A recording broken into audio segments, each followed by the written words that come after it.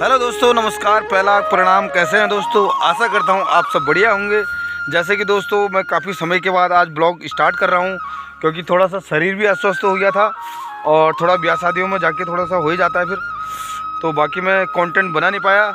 कुछ कंटेंट मेरे बने भी हैं, शायद मैं उसे अभी तक अपलोड नहीं कर पाया, उसके लिए मैं आपसे क्षमा माफ़ी चाहता हूँ।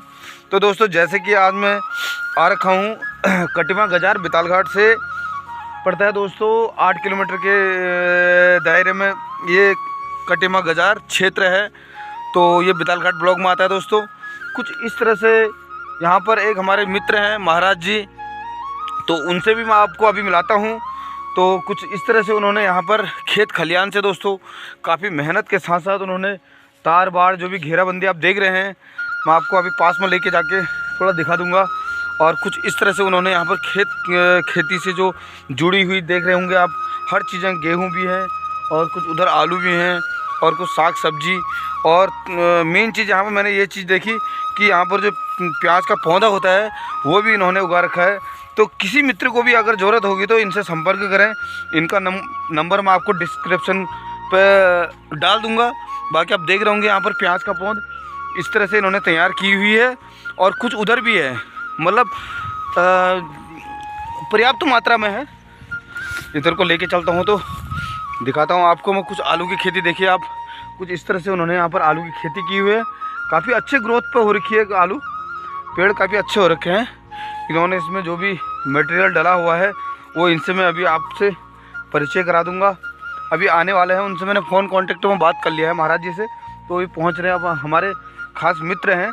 तो कुछ इस तरह से इन्होंने यहाँ पर खेती खलियान से देख रहे होंगे दोस्तों कितना इन्होंने अपना यहाँ पर योगदान और अपना मतलब मेहनत जो होता है दोस्तों सब कुछ दिया हुआ है। देख सकते हैं आप कितना अच्छा यहाँ पर, कितनी अच्छी ग्रोथ से यहाँ पर आलू की खेती हो रही है। पूरी वहाँ तक पूरी आलू है, पूरा बहुत बड़ा खेत है। आप देख रहे होंगे जहाँ तक नज़र आपकी पड़ रही होगी। और उधर देख रहे होंगे जो लाल लाल दिख रहा है उस साइड आपको, वो अदरक, तो वो अदरक की खेती है। तो हमारे साथ आ रखे हमारे अंकल जी भी आ रखे हैं, श्री कीर्ति वल्लभ भंडारी जी। तो अंकल बताइए कुछ खेती यहाँ पर खेत किस तरह से, मतलब इनका जो मेहनत है वो क्या रंग ला रही है, आप बताइए मेरे ब्लॉग के माध्यम से। जो काफ़ी इनके पिताजी प्रेम महाराज की खेती है। इनके पिताजी, हाँ प्रेम महाराज, ठीक जी। इनके पिताजी हरगिरी गोस्वामी जी, जो नदी में दो नदियों के बीच में एरिया है ये। इसको आबाद कर बंजर हो गया था, नदी में बह गया था, फिर दोबारा इन्होंने इसको आबाद किया और यहाँ पर अपनी छोटी सी कुटिया बना रखी है। अपना उन्होंने पंप लगा रखा है, अपने टैंक बना रखे हैं। इसी से पूरा अपना शरीर, अपने परिवार का जीव पालन कर लेते हैं और भविष्य के लिए बचा भी लेते हैं, बच्चों को भी पढ़ा रहे हैं। हाँ, और इसी मेहनत से गाँव वालों ने इनसे खुश होकर इनको ग्राम प्रधान भी बना रखा है। हाँ, अभी ये प्रेजेंट में ग्राम प्रधान भी हैं। अभी वो आने वाले हैं, बाकी परिचय मैं आपसे खुद ही करा लूँगा, आप खुद ही जानेंगे उन्हें मेरे ब्लॉग के माध्यम से जो भी वो परिचय करेंगे दोस्तों। तो आप बने रहे मेरे ब्लॉग में आखिर तक। बाकी आपको मैं दिखाता हूँ यहाँ पर और कुछ भी। आप लोगों को प्याज की नर्सरी की आवश्यकता हो, आलू की आवश्यकता हो, हाँ, इनसे संपर्क करें। यहाँ पर पर्याप्त मात्रा में है। वैसे प्याज यहाँ पर बहुत सारा लगा रखा है इन्होंने। अगर किसी मित्र को भी, किसी बितालघाट के हमारे जो नज़दीक गांव के जो क्षेत्रवासी, जो हमारे गांव के जो किसान हैं, उनको अगर ज़रूरत पड़ती है तो यहाँ से प्याज का पौधा ले जा सकते हैं, जो भी फिर वो जिस रेट पे भी देंगे। मतलब सही अच्छी ग्रोथ पे हो रखी है प्याज भी, हमने देख ली। प्याज काफ़ी अच्छा है, मेरे ख्याल से हाइब्रिड या जो भी होगा भी, शायद नासिक का प्याज है जो भी होगा, तो काफ़ी अच्छी ग्रोथ में हो रखी है। तो दोस्तों उनसे संपर्क करें और मैं आपको डिस्क्रिप्शन में नंबर दे दूँगा, उनका नंबर दे दूँगा। आप उनके कॉन्टैक्ट के ज़रिए आप ले सकते हैं। बाकी तो आपको बताया सोशल मीडिया का ज़माना है, तो आप नंबर के ज़रिए उनसे कॉन्टैक्ट कर सकते हैं। तो दोस्तों जैसे कि अब मैं आपको ले चलता हूँ कुछ उस साइड, अपने बैक कैमरे से दिखाऊंगा वहाँ पर किस तरह से उन्होंने अदरक की खेत खलियान से जुड़ी हुई सारी चीज़ें देखिए। अब वहाँ पर साग सब्जी भी है, सब कुछ है। तो अब मैं आपको उधर उन्होंने बैगन की खेती भी कर रखी है, तो उसे भी मैं आपको रूबरू कराता हूँ और अपने ब्लॉग के माध्यम से आपको मैं दिखाता हूँ, लोगों को जागरूक। और दोस्तों इस वीडियो को शेयर ज़्यादा से ज़्यादा करें और हमारे उत्तराखंड के जितने भी किसान हैं और जितने भी युवा किसान जो भी हैं दोस्तों, उन तक ये पहुंचनी चाहिए। क्योंकि देखिए हमारा एक लास्ट साधन यही होता है खेती। खेती दोस्तों, खेती ऐसी चीज़ है कि एक ऑर्गेनिक चीज़ें जो हम उगा सकते हैं और शुद्ध चीज़ हम अपने घर पे मतलब बना सकते हैं, जो भी साग सब्जी हमारे खेतों में होती है। तो दोस्तों आप बने रहें आखिर तक मेरे ब्लॉग में, तो मैं आपको इसी तरह से अपने ब्लॉग के माध्यम से हर चीज़ को रूबरू कराते रहूँगा। और तो यहाँ पर कुछ महाराज जी ने टैंक वगैरह भी बना रखा है, बरसाती टैंक कहें या फिर कुछ इसी तरह से जल संस्थान से इनको मिला होगा जो भी है। तो बाकी उनसे हम खुद ही बात करेंगे अभी किस तरह से उनको यहाँ पर विभाग ने प्रोवाइड करा रखा है, पाइप वगैरह काफ़ी चीज़ें देख रहे होंगे आप। यहाँ पर बहुत चीज़ उन्होंने मेहनत काफ़ी कर रखी है। तो दोस्तों आप बने रहें आखिर तक। तो ये देख रहे होंगे दोस्तों आप, कुछ इस तरह से यहाँ पर ये अदरक का, पूरे अदरक की खेती है। और हम मेरे ख्याल से इसको खोदने को मांग रहे हैं फिर अभी कुछ समय के बाद। हाँ परिपक्व हो गया, खुदाई होगी। हाँ अब खुदाई होगी इसकी। और इधर देख रहे होंगे आप ये कुछ साग सब्जी, बैगन का खेत। आपको मैं थोड़ा सा करीब लेके दिखाता हूँ कि किस तरह से थोड़ा सा कुछ मेरे ख्याल से रोग भी लगा है। कुछ देख रहे होंगे, कुछ आप इसमें कुछ सड़ जैसे जा रहे हैं, कुछ रोग भी लगा है। और ये है अरहर का पेड़। ये अरहर की दाल दोस्तों काफ़ी अच्छी होती है, बहुत स्वादिष्ट ऑर्गेनिक चीज़ें हुई अपनी पहाड़ की। तो शरीर के लिए काफ़ी अच्छी चीज़ है, गर्म होती है, ठंड में इसको अधिकतर लोग खाते हैं अरहर की दाल। तो अब मैं आपको ले चलता हूँ सीधे महाराज जी के साथ। तो महाराज जी जिन्होंने ये खेती यहाँ पर की हुई है, जनप्रतिनिधि भी हुए वो गांव के। तो अब उनसे हम मिलाते हैं आपको। तो जैसे कि दोस्तों आप देख रहे होंगे कुछ एक पानी का एक जो इन्होंने यहाँ से एक सिस्टम बना रखा है, मुझे बड़ा अच्छा लगा। इन्होंने यहाँ पर गड्ढा खोद के पानी का एक स्रोत जो यहाँ पर पानी इकट्ठा हो रखा है, उस पानी फिर फाइनल आप देख रहे होंगे मोटर, वहाँ पर मोटर लगी है। तो उस मोटर के ज़रिए से ये पानी सीधे इस तरह से टैंक तक ट्रांसफ़र हो रहा है। तो अब यहाँ पर महाराज जी भी आ चुके हैं। तो अब उनसे हम एक अपने ब्लॉग के माध्यम से परिचय लेंगे। तो महाराज जी नमस्कार। नमस्कार। तो जैसे कि आज हम आपके क्षेत्र में आए हैं, तो हमको काफ़ी अच्छा लगा आपने जो यहाँ पर खेती की हुई है, बहुत हमें भी और हमारे अंकल भी साथ में। तो हमारे ब्लॉग के माध्यम से अपना परिचय दें पहले छोटा सा। मेरा नाम प्रेमगिरी महाराज, ग्राम कटिमी गजार, पोस्ट ऑफिस मल्ली सेठी, जिला नैनीताल का रहने वाला हूँ जी। और 1993 की जब बात को लेकर चलते हैं हम, हमारे पिताजी स्वर्गीय हरगिरी जी आज हमारे बीच में रहे। उनकी मेहनत से आज हमें यहाँ पर अपने चाचा श्री कीर्ति बल्लभ पांडे जी के साथ भी काफ़ी लगाव था पिताजी का। और उन्होंने भी इनको काफ़ी सहारा दिया था पांडे जी ने कि आप यहाँ पर करिए, हम आपके साथ हैं। और हमारे पिताजी के काफ़ी करीबी भी हैं, हम तो उनके बच्चे हैं। आज भी हमें वो जब भी है समझाते हैं इस काम को इस तरह से करिए जी। कि जो हमारा ये खेत है इसमें हमारे बासमती के धान होते थे और बासमती के घाटी के नाम से ही हमारे इस बेताल घाट क्षेत्र को जाना जाता था। जी बिल्कुल। आज देखते हो कि दोस्तों जहाँ पर हमारी ये महिलाएं जा रही हैं, ये पूरा हमारा 1993 आपदा से सारा खंडर हो गया था। उसके बाद भी जो है कि हमारे पिताजी ने सोचा कि बेटा परिवार को पालने का कोई गुजारा नहीं है, कैसे होगा। अब गरीबी स्थिति है उत्तराखंड में, परिवार करने को राजी होता है लेकिन उसकी आर्थिक स्थिति जो होती है बहुत ख़राब होती है। मान लिया अगर उसको थोड़ा सा भी कोई काम करना है, एक छोटा सा उन्होंने उद्यान विभाग से संपर्क किया, हमारे चाचा श्री ने भी उनको काफ़ी सपोर्ट किया पिताजी को। उन्होंने एक डीजल पंप लाए, वो भी अभी वहाँ दिखाऊंगा आपको कि रखी है। उसके बाद डीजल पंप को चलाने में भी काफ़ी सहयोग मिला, लेकिन पिताजी की उम्र 75 साल 72 साल की हो गई। अब ऐसा है कि आज के ठंड के मौसम में हर कोई इंजन ठंडा पड़ जाता है। तो उसके बाद मैं बाहर रहता था, बाहर से यहाँ सिंचाई के लिए आना पड़ता था बार बार। मैंने कहा ये भी नहीं हुआ। तो उसके बाद हमारे उत्तराखंड सरकार में मुख्यमंत्री जी त्रिवेंद्र राव जी का धन्यवाद करता हूँ, जहाँ भी हो सदा खुश रहे, कि उनका आशीर्वाद मिला। मैंने कहा महोदय मेरे पिताजी यहाँ पे छोटी खेती करते हैं, थोड़ा उनका लाइट का प्रबंध हो जाए तो उनको काफ़ी सहयोग मिलेगा। तो देखो ना कि पहले तो हमें खुद कदम उठाना पड़ेगा। जब हम किसी चीज़ को काम करेंगे तभी उसका हमें नॉलेज आएगी। बिल्कुल बिल्कुल। दादाजी आप यहाँ आए हैं, जब हमने यहाँ बनाया है आपने देखा तो तभी तो, नहीं तो इतनी बड़ी भूमि अभी उधर बंजर पड़ी है, वहाँ क्यों नहीं जा रहे हम। बिल्कुल। क्योंकि अगर हम मेहनत करेंगे कहीं ना कहीं उसकी एक न एक दिन ज़रूर सफलता मिलेगी।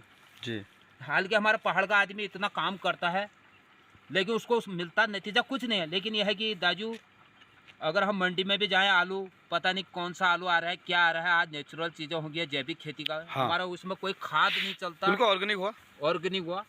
तो हमारे इसमें पूरी जैविक खेती, घोड़े से गोबर वगैरह डालते हैं। आइए जरा उस साइड चलते हैं। ये हमारे आलू की खेती है। हाँ, अभी कम से कम 1 कुंटल आलू लगा रखा है जी। दाजू, चाहे आलू हो या ना हो, लेकिन अपना ये है कि दिल खुश हो जाता है खेत में आके, बिल्कुल कि हाँ यार आखिर कुछ न कुछ काश्तकारी के अंदर भी कुछ न कुछ। नहीं वाकई में देखिए लग रहा है ना, देखिए खेती मतलब आपने एक अपनी मेहनत, एक जुनून जो आपने यहाँ पर कर रखा है, मतलब एक कहते हैं ना जैसे मतलब करनी करतूत जो मतलब दिख रहा है, पूरा दिख रहा है इसमें, 100% दिख रहा है जी।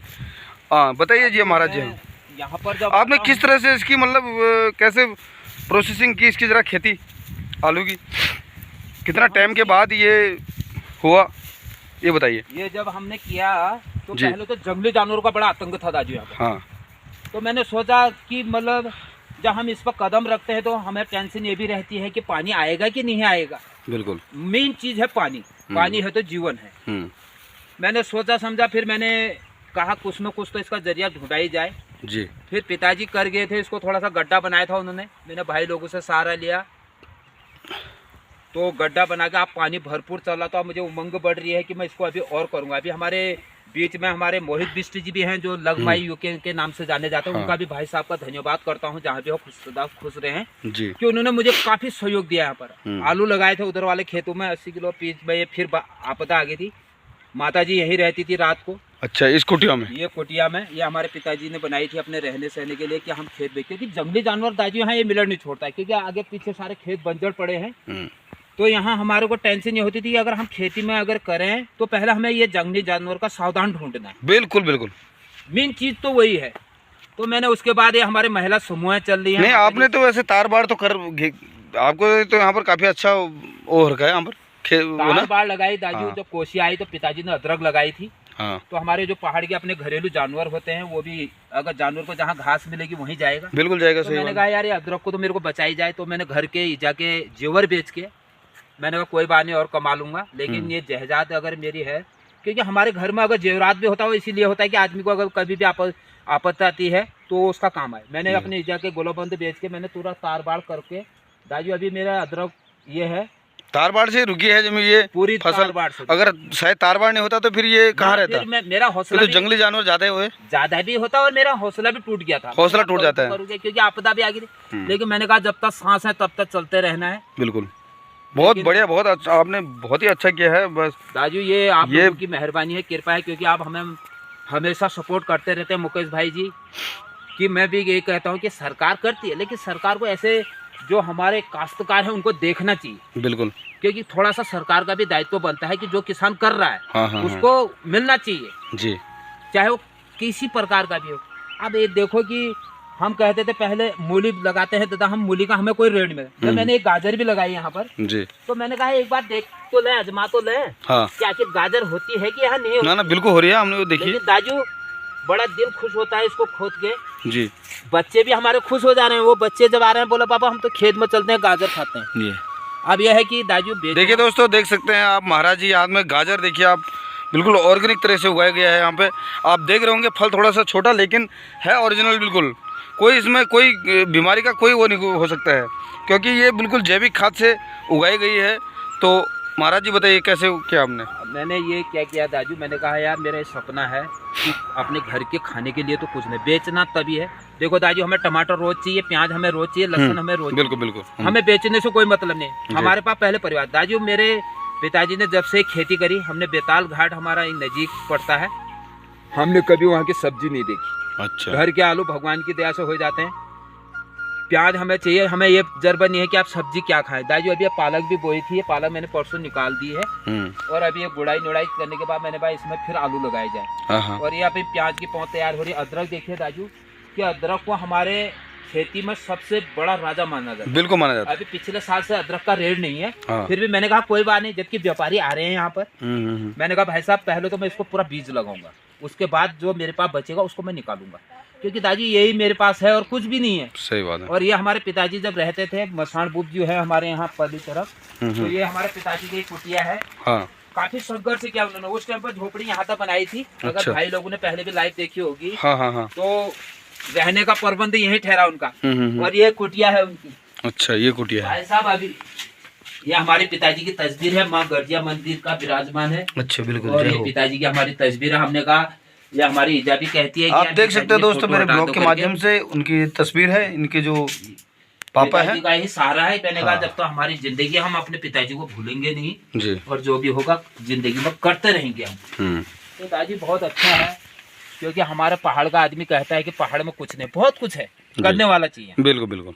क्योंकि सरकार भी कदम रख रही है। हाँ, माननीय मुख्यमंत्री पुष्कर सिंह धामी जी पूरा फोकस रखा हुआ है, क्योंकि अकेले चना बाहर नहीं पहुंच सकता। हाँ बिल्कुल बिल्कुल। अभी गांव के हम जनप्रतिनिधि भी हैं। हाँ, जनप्रतिनिधि भी हो यहाँ। हमने इधर टारगेट ज्यादा कर गांव की तरफ ज्यादा देख रहे हैं, क्योंकि भाई दाजू अगर कोई जनप्रतिनिधि क्षेत्र में आता है तो गांव को जो गरीब लोग होते हैं, जहां तक उत्तराखंड सरकार की योजनाएं नहीं पहुंच पाती हैं, तो लोगों की उम्मीद होती है कि ये बंदा हमारी जो है कि योजनाओं को जन जन तक पहुंचाएगा।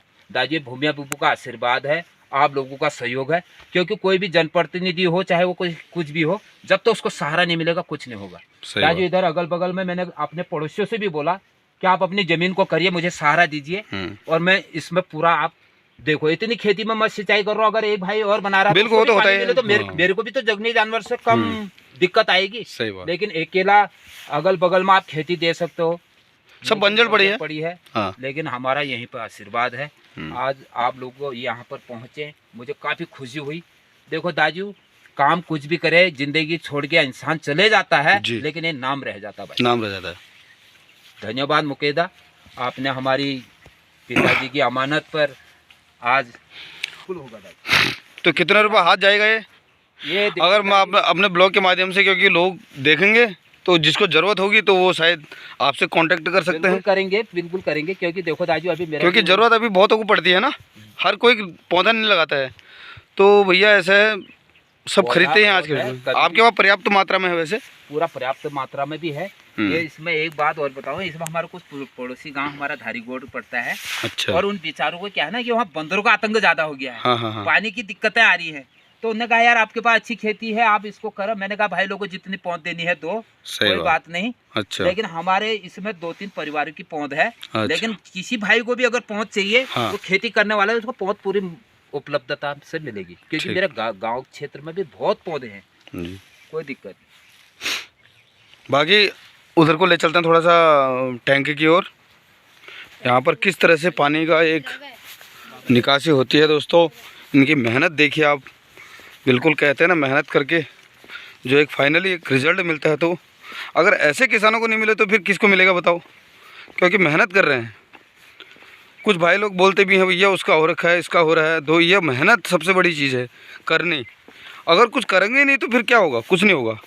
तो दोस्तों जैसे कि आप मेरे ब्लॉग के माध्यम से आप देख रहे हैं प्रेम महाराज जी को, तो महाराज जी ये टैंक का निर्माण कब हुआ था? ये टैंक का निर्माण हुआ था दाजू जब ये पिछले 12 सप्ताह में हमारा जलागम चला था। अच्छा, कुछ समय पहले तो मेरे ख्याल से कैनाल की वो भी दिख रही है इसमें, ये नहर की थी। कैनाल विभाग का तो इतना रोना है भाई साहब। अच्छा। आप शब्दों में बोल रहा हूँ। कैनाल विभाग से भी मेरी बात हुई, मैंने कहा महोदय देखिए कि हमारी नहर पड़ी है, अगर आप गूल के माध्यम से अगर पानी देना चाहते हो तो हमें दीजिए। हाँ। कैनाल विभाग ने कहा कि खेत ऊंचे हो गए और जमीन नीची हो गई है, नहीं आ सकता पानी। क्यों नहीं आ सकता भाई साहब, वीडियो के माध्यम से देख सकते हैं, अगर करना चाहें बिल्कुल तो पूरा ग्रामीण की जो खेती बंजर पड़ी है मिल सकता है पानी। हाँ। जब हम अकेले इतना कर सकते हैं तो चलो कैनाल विभाग का मत दो हमें नहर, हमारे जहाँ से कुएं से टैंक में पानी आ रहा है, कम से कम उस कुएं की मरम्मत करा दे। हाँ, करने की उमंग होनी चाहिए भाई जी। बिल्कुल बिल्कुल, ये विभाग तक पहुँचनी चाहिए बात। तो दोस्तों इस वीडियो को ज़्यादा से ज़्यादा शेयर करें, इस वीडियो को ज़्यादा से ज़्यादा शेयर करें मेरे ब्लॉग के माध्यम से दोस्तों। और जो प्रेम महाराज जी यहाँ पर लगे हैं पूरे लगन से खेती पे, तो इनको भी थोड़ा सा एक उसी के ज़रिए एक सहयोग मिले, तो बस मेरा यही प्रार्थना है। हमारे जितने भी पूर्वज के कहते हैं ना कि मडुए की रोटी और काला भट्ट, बिल्कुल आज उत्तराखंड सरकार उसको दोबारा अपना रही है कि उसका वास्तव में मानता हूँ, धन्यवाद करता हूँ सरकार का कि मडुए को कोई पूछता ही नहीं था भाई साहब।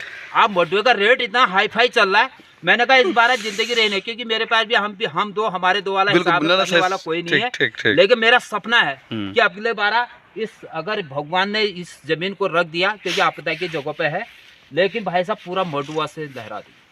बहुत बढ़िया, बहुत अच्छी सोच है आपकी। आप जो उत्तराखंड के वासी जो बाहर गए हैं उनको आप इस तरह से जागरूक कर रहे हैं, बहुत आपकी अच्छी भावना है। तो मैं कहना चाहता हूं, क्योंकि ऐसा देखिए मडुए का बहुत ज़्यादा डिमांड है आज के डेट में, कहीं भी चले जाओ आप, सब आटे में सबसे महंगा आटा भी मडुए का ही है।